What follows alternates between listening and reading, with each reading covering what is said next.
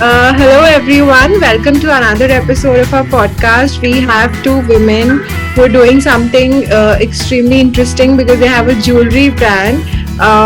It's a fashion jewelry brand specializing in brass, enamel, and wooden jewelry based out of Jaipur.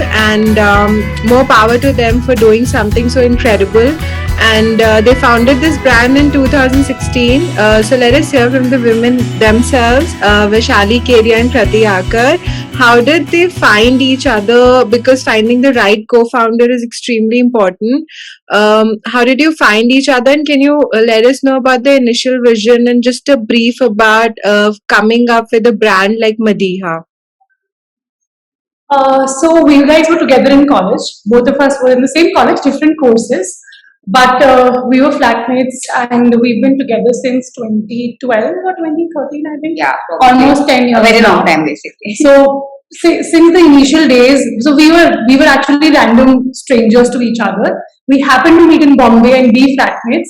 And since then, I think our tuning has been pretty strong, and the understanding towards each other has been very, very strong. So I think that was one of the biggest factors for us to be partners. And we saw that we can level with each other. We can understand each other. Even when somebody else could not, we could understand each other. So I think that's about how our friendship turned into a partnership. We went from friends to best friends to partners at the end. And that's about it. And when it comes to the vision of Madiha, I think we started with a goal of there was a loop in the market. There were quite a few brands for jewelry then as well, but they were not brands as such. And we saw that there is nobody providing experimental and affordable fashion jewelry in the market. And that's where we found that there's a gap and entered the market. Initially, we started with our brass and wood jewelry being the most experimental part of it. Yeah. And we started in Jaipur itself with a small exhibition, and it was a big hit. So Yeah, I think we got a boost from there because Yeah. it was a very new experimental thing for us as well to see how things are gonna go. And once we did that exhibition, we got the response from everybody, and it was a big relief for us because months and months of exploration, experimentation, and research had gone into creating that product. So it was like a big relief and kind of a validation that okay, what we are doing and what we're trying to achieve is actually worth it and something that people want to buy and are liking in the term that oh, they're finding it interesting. And considering that she comes from a financial background and I come from a fashion background or a design background, it really helps us, you know, create the proper synergy when it comes to our work because we have best of the both world when it comes to a more creative field of work. So, like if we both know our arenas where we both are good at, we know what is her forte or what is my forte, and we can both bring our A game into that whole business arena and do the best to our abilities. And we never had that conflict that, oh, no, I want to be interfering in something that she's doing or she want to be interfering in something what I'm doing because it's always uh, it was a very natural division because we both had very different field of work from where we're coming from and we both knew what we are bringing to the table. So there was never an overlap. Oh no, we never nagged into each other's work. and we didn't have to like divide things Yeah. as such that okay, this is your department and this is my department. It came naturally to us, and the other one always understood that okay, this is her expertise, let her take care of this. This is her expertise, let her take care of this. And where we both have to come in, we're there full fledged. Exactly. Like obviously, it's not like okay, she's not involved at all or I'm not involved at all. But we know that where we have to be involved and where we don't. So that way, I think that understanding and that trust. Obviously, if you don't have trust, you can't rely on the other person the way we do. So that trust and the understanding are the main Yeah. foundational aspects to our whole working atmosphere or environment or the brand in a way. Great. So I feel that the thing that you pointed out that you were two women foraying into or spearheading into a field that is fairly new, but at the same time you have other brands also in the market. I'm sure when you came along, and there is a fair amount of competition as well when you, especially like in 2016. But now I think the competition must have grown a lot because you have Tremendously. It's Yeah. massive. Like earlier, we would know those 10 brands over there in the market, and right now we can't even name them. It's difficult to keep a track of how many fashion jewelry brands are there out there. And Like especially earlier, there were only two categories. yeah. Sorry, earlier there were only two categories. One is the brands that are relevant and very popular, and then there were the smaller brands who were just existing in their city. But now there are brands in all spaces, all divisions. Like every nook and corner, or you could say, especially Jaipur, also every lane might be having a jewelry brand running. You never know. It's literally like The competition has it's become very, very, very. yeah, and it's a very crowded space. Yeah.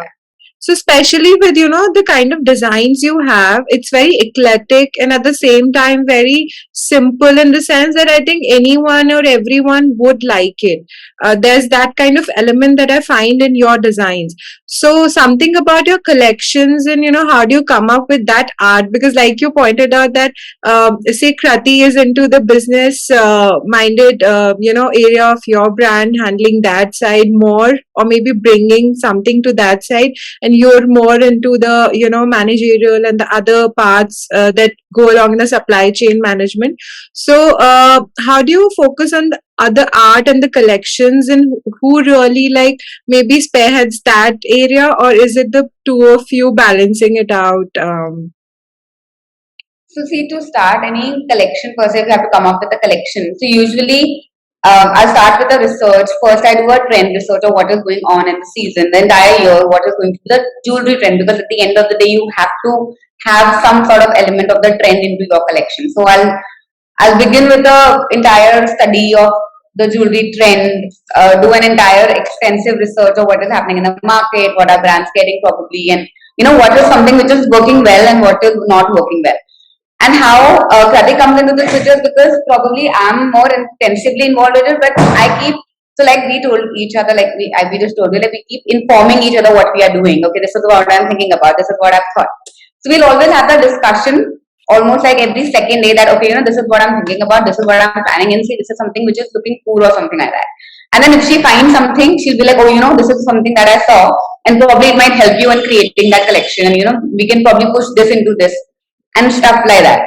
And I think one of the biggest thing is that we both have very different style quotients. Like That she helps, is right? Yeah. like proper into style and experimenting. I'm very down and like basic type.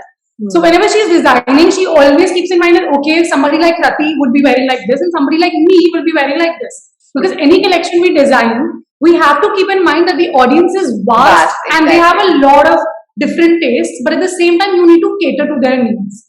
We are not trying to create a brand which is extremely stylish and the basic women can't wear it in daily. Yeah. So that is where both of us come in, that when the final decisions and the designing is done, so both of our personalities are kept on a board that okay, these are the two women who are already in charge and this is their personality and they should be able to wear it too. And I think that's one of the biggest plus points that we have with our designing, that we can cater to all kinds of women. When it is somebody who's extremely experimental, and somebody who likes to keep it minimal and simple. Yeah. So we make sure that a collection can cater to all the needs of such people. Something for somebody who wants to try something different, we'll have a piece or two pieces which are more experimental.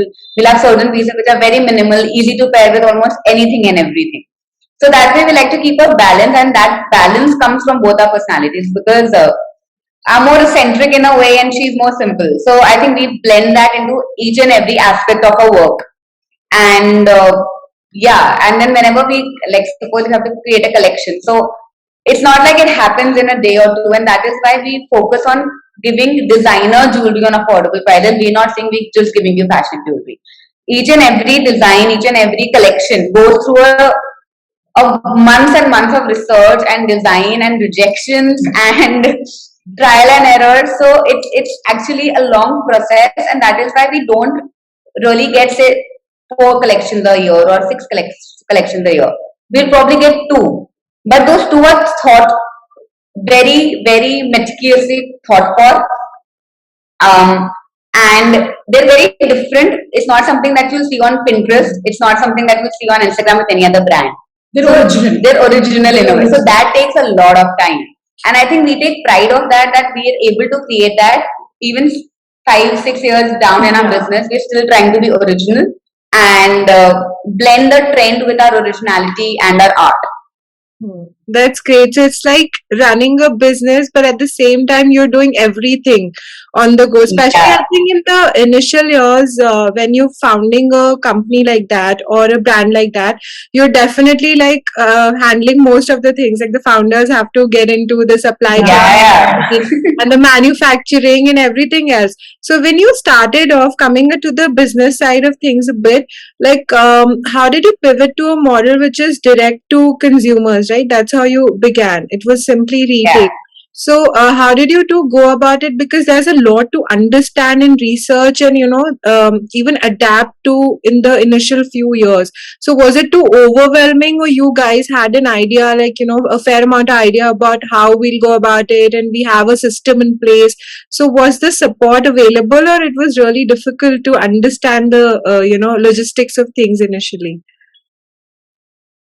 I feel initially the market was very different from it is today. Yeah. I'm not even kidding. We feel it might sound like, my God, they're aliens or something, but no, really. Even in these 5 years, the market has completely 360-degree change, and we've witnessed it on our own.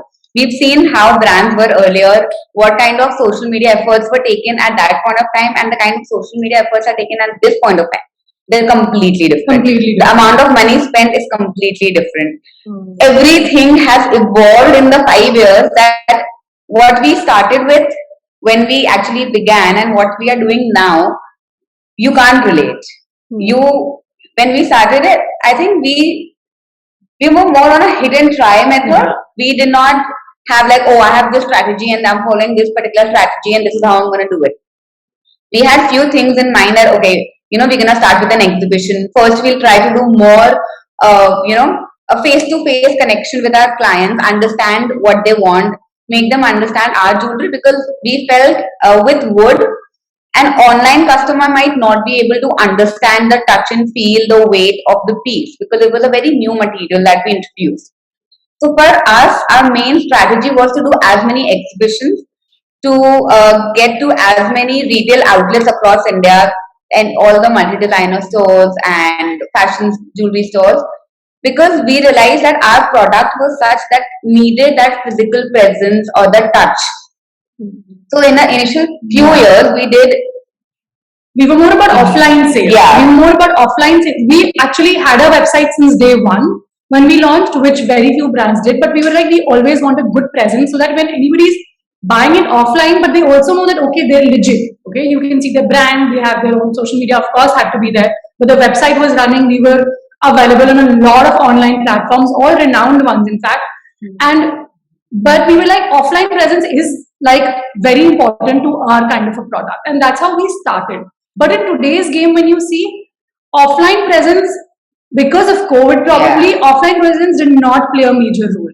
It shifted properly online. Like everything had to be done online, and I think that was like a big struggle. Also, you could say for us that we had to change our game altogether, where we were focusing on exhibition, building stock, and everything. All of a sudden, everything went shut.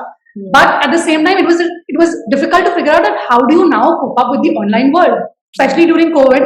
A lot of brands did a lot of stuff online, and they went viral online itself within the COVID span, and it was difficult to keep up then as well. Yeah. That okay, and we both are very camera conscious people. That is one of the biggest things that we are very camera conscious. I don't feel so, but yes. Yeah.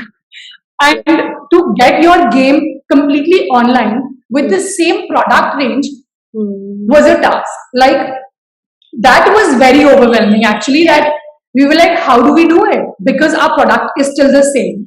Our market is still the same. And how do we explain it to them that this is not heavy, this is not fragile, this is a good solid material, but at the same time it's very lightweight. Like your marketing strategy had to be, changed altogether. It had to be revamped. completely Yeah. revamped. We had to try. So there was a phase when we both putting a lot of reels, because that Yeah. was, I mean, That there was- still are. Yeah. There still are quite a big platform to promote yourself and get trending in a way. But then I think with our work, and so now we are majorly into wholesale as well. We're doing a lot of manufacturing for a lot of different brands. That also I think happened post COVID, that we realized this was something, again, we were good at.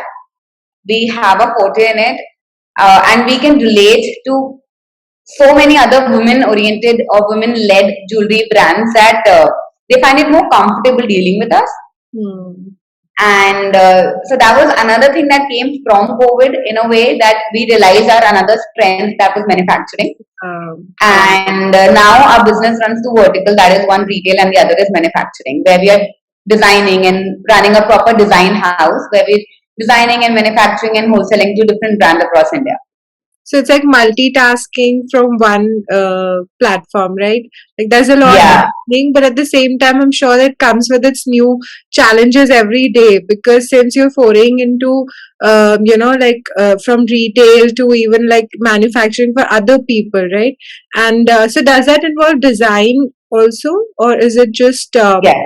No, again, for certain clients we do design, for certain we don't. So it's always like It's a the client to client client Yeah. basis kind of a thing. That's great.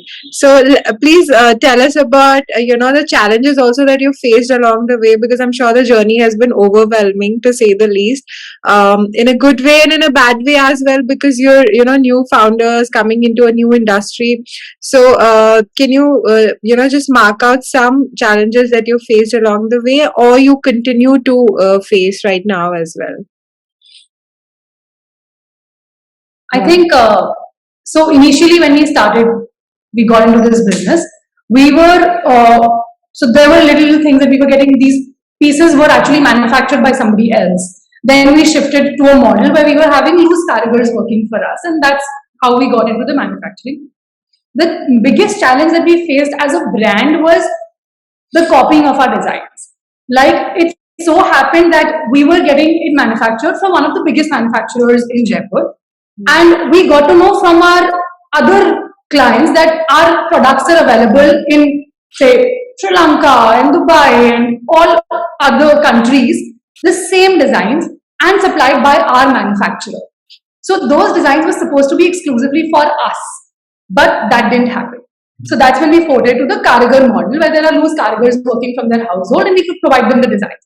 They started doing the same thing. Yeah. They just changed the elements, say from wood, they changed to plastic or resin or whatever they could find which was cheaply available.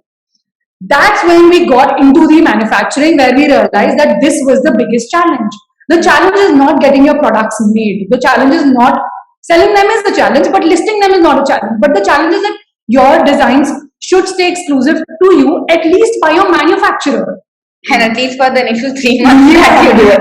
I mean, to be very honest, you can't really stop these. You can't stop people from copying, but the challenge is when your Karigar, your manufacturer is only giving it away for you, and it is very disheartening and disappointing that there's no exclusivity that you have. Yeah, there's no exclusivity. Yeah. So the kind of efforts that goes into getting everything in place, and then somebody just blatantly copying and just taking it away from this. That was especially from your own system when somebody is supplying it. So then we took on the challenge, like to start our own manufacturing. We started with say 2 Karigars, and now we have an entire unit.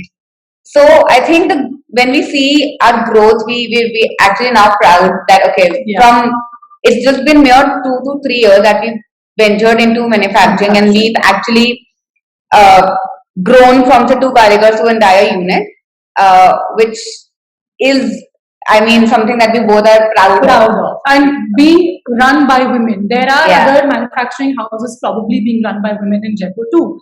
But having started at a very early age, the brand and then the manufacturing unit, and it is run by us only. We do not have any other person dominating us, and there we are 2 women handling the entire unit. So that is something very commendable, and that was again a challenge in the start for convincing our vendors that this is serious, this is legit business. This is not a hobby. This is not something that generally people do. Acha, theek hai, you're working. Project probably. And just stay busy. Yeah, just stay busy. That type of mentality. Yeah. The vendors also had that mindset. Plus, what happens is there are a lot of jewelry designing students who come to them for small work as well because of their college project. So they thought that this is also a college project probably. But then over the years, they've learned the seriousness and they've seen that, we've grown tremendously. with them. So that's when now they've started taking us seriously. And thank you to the scenario of business, of the women in business itself, that people have started taking women in business very seriously, and especially manufacturing. Manufacturing is not an arena where people think that okay, women will be there or they're going to be available. It's mostly a male dominated society for this unit at Yeah. least. But now that's not the only case. Like there are a lot of women who are here in the business and they're here to stay. So it's like your hard work, your perseverance, and being diligent in a field which was fairly new, but you did see through it as a vision that you had initially, and you've sailed through, accomplishing, I think, smaller goals on the way, and that really shows. And it's remarkable the kind of success that you guys have achieved now, because it's very popular, not just in Jaipur, but I'm sure the kind of designs you have relates to many other people even living in the metro cities, and I'm sure abroad. So what's your vision for Madiha in the coming years? Because we see that you're quite ambitious women, and rightly so. So I hope that you have bigger visions for Madiha, because we as customers would definitely love to see Madiha grow a lot. So can you just throw some light on that? Um, See, I would honestly, we're just beginning in a way. We have a long, long way to go to really achieve what we plan out for ourselves. When it comes to, first I'll speak about, say, our wholesale unit. So, the design house that we are trying to create, we really want to take it to another level where, say, if we have what X number of cargos, I want to do it 2x, 3x, get everybody who is there on the internet, they should come and get it manufactured from me. So that is the goal when it comes to wholesale. So we want to be the go-to manufacturers when it comes to whatever kind of design, whatever kind of finish, polish, be it Even whatever. experimental. Yeah, and I think the best thing about us is we are never shying away Yeah. from experimenting, even for other clients. And we love that. We love the challenge. Yeah, I think all business women or business people in general, anybody who enters any kind of business cannot be risk averse, because if you're shying away from taking up risks, then you're definitely Yeah. holding yourself back from building something great. Yeah, Yeah. definitely. Because this happens quite often that people who are in the business for very long and then they get tired. They're like, no, we're gonna do a set way of things. We wanna do whatever we've been doing and the kind of jewelry we've been doing. If you want us to do that, fine. But if you want something new and experimental, even the carigers or the vendors, they're very hesitant. Yeah. To get them to agree to do something out of the box or try something new, you really have to push them and yourself to get it out of them. Otherwise, people have become very comfortable with what they have been doing, and I think we have a leverage there because Yeah. we want to do those new things. We want to try newer designs or newer way of designing or creating pieces. So I think Plus, we've been on the other side of the table. exactly. We've been on the other side of the table to take our experimental design to vendors to say, can you please help us manufacture this? And we've heard lots of no's. We've heard lots and lots of no's, and we don't want anybody to go through that. For what? For being experimental, for having to create a very good design. So I think that's just not fair. And that's why we For like always doing said, for doing something that is out of the box, because every Yeah. time you come up with an idea that is different than what people are following or have been following, especially in smaller cities or fairly smaller cities than metros, people don't have that mindset where they're readily accepting something new. So I think for that you've done a great job. um, so Thank you. so for now, like, I think we see Madiha becoming a greater, and the greatest of the brands that can be. But okay, so how does your clientele been in terms of expanding in India other than Rajasthan or Jaipur? Have you seen a growth in that trend as well? yeah. So I think earlier when we started our business again, we had a clientele of say the age group what I'll talk about was always 28 plus women, Yeah. say till 45 probably. But now we've seen that expanding as well. When I say expanding, there are younger people also getting into this because again, uh, it's affordable for everybody, like we said. earlier what the segment that we had a say ticket price of say 2500 now, which we've lowered to 1500 so that we become more affordable yet designer. Hmm. That was one of the things. As when it comes to cities, we were widely popular in the metro cities earlier, but now we've seen people from smaller cities order heavily. Like we can see that on our online sales.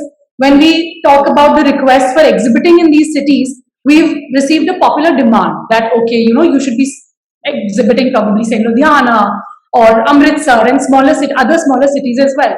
That way, the demand for our product in other cities and age groups have increased a lot, and I think I'll say that's a good thing that it's online as well as offline. It's Hmm. not been stuck to only one portal. Yeah, so I think going virtual has helped most of the brands or people in general because the COVID times really brought a shift in people's mindset Yeah, where everything had to be virtual and people were sitting at homes with their laptops or phones in hand, and it was very easy to order something and look up something new, and that I think helped businesses all over unanimously. definitely. I think the whole wave of shopping online and doing everything online and everything being so accessible online Hmm. has had a good impact. I wouldn't say it's only had a good impact. There are some downsides to it as well. Hmm.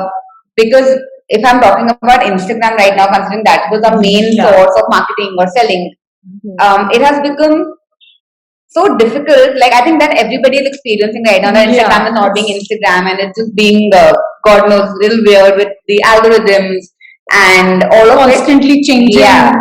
So again, to keep Environments. up with that, it is a big challenge, which I think every brand who's there on Instagram will understand and relates to.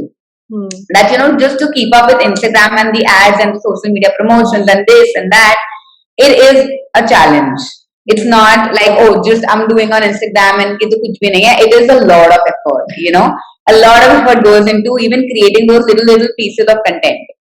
Hmm. And I think the biggest thing about the virtual experience and that it has boosted the online shopping experience, it's been a game changer for us for B2C as well as our B2B Yeah. market. Like the brands we're manufacturing for, they're investing heavily in their online marketing. So in turn, it's good for us. Both our businesses get an add-on for that. Yeah, so both your businesses are blooming, your ideas are coming into reality, and I think everything else that you're growing or tend to or aim to grow in future, I hope that you achieve that. So thank you for joining in today, Vaishali and Krati, and Thank you, for thank everyone you, Kala, who for having us. so for everyone who knows about Madiha, just go shop because it is eclectic, edgy, and I love it. So I'm sure like anyone who watches this would feel more, inclined towards a brand like that. And so yes, we'll join with you very soon, and more power to you. Thank you for logging in. Thank you. Thank you.